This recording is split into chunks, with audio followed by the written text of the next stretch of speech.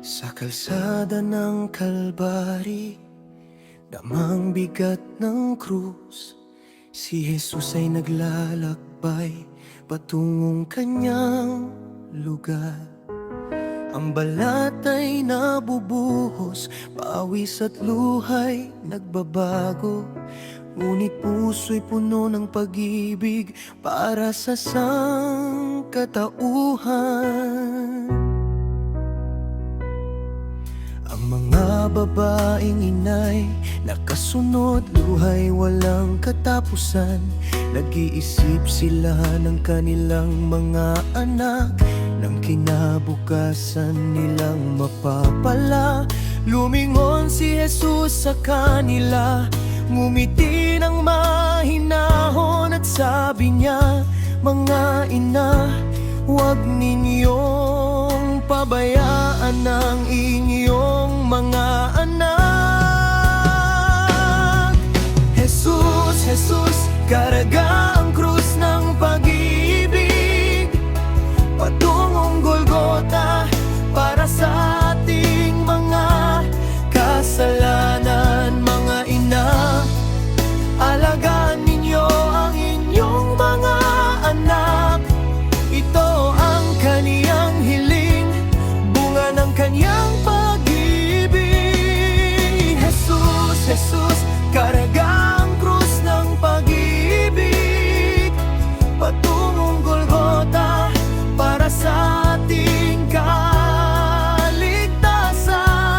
Ama, kung ipagkaloob mo ang saro sa aking tatanggapin para matupad ang iyong utos.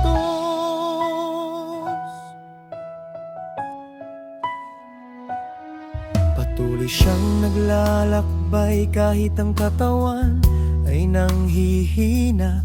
Ang mga sundalo'y pumupukol, ngunit siya'y tahimik na tumatanggap.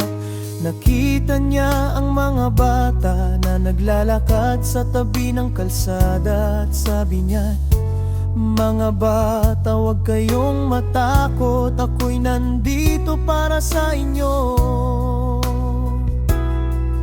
Muli niyang tinawag ang mga ina, huwag kayong mag-alala sa aking, baka sakaling makalimutan ninyo ang inyong mga mahal sa buhay.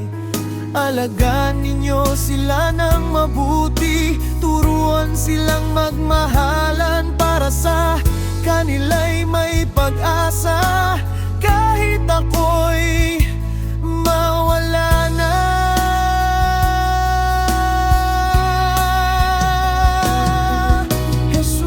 Jesus, karaga ang krus ng pag-ibig patungong Golgota para sa ating mga kasalanan. Mga ina, alagaan ninyo ang inyong mga anak.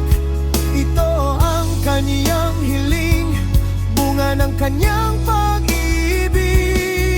Sa tabi ng monmon ng Golgota, huminto si Jesus.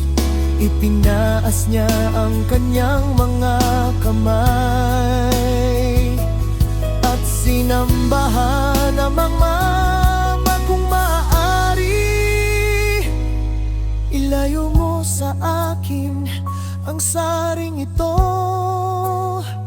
ngunit hindi ang aking kalooban, kundi ang iyong kalooban ang matupad. Ama, kung ipagkaloob mo ang saro sa akin, aking tatanggapin. Kahit masakit, kahit mahirap, para sa kaligtasan ng lahat. Dahil ikaw lamang ang aking Ama, tanging kanya kong sundin. Ito ang aking pag-ibig para sa sangkatauhan. Jesus, Jesus, karaga ang krus ng pag-ibig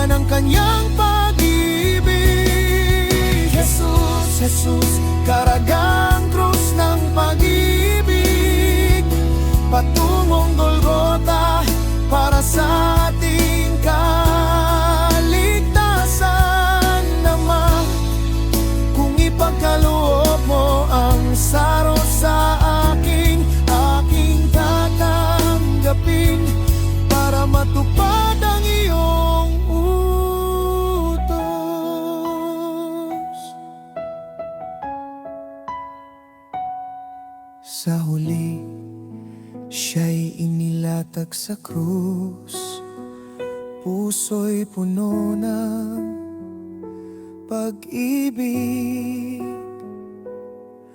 Ang mga babaeng inay nakatayo sa tabi, luhay patuloy na umaagos. Ngunit narinig nila ang kaniyang tinig. Mga ina, huwag kayong umiyak. Para sa akin, alagaan ninyo ang inyong mga anak. Iyon ang aking hiling. Jesus, Jesus, krus ng pag-ibig na hindi mali.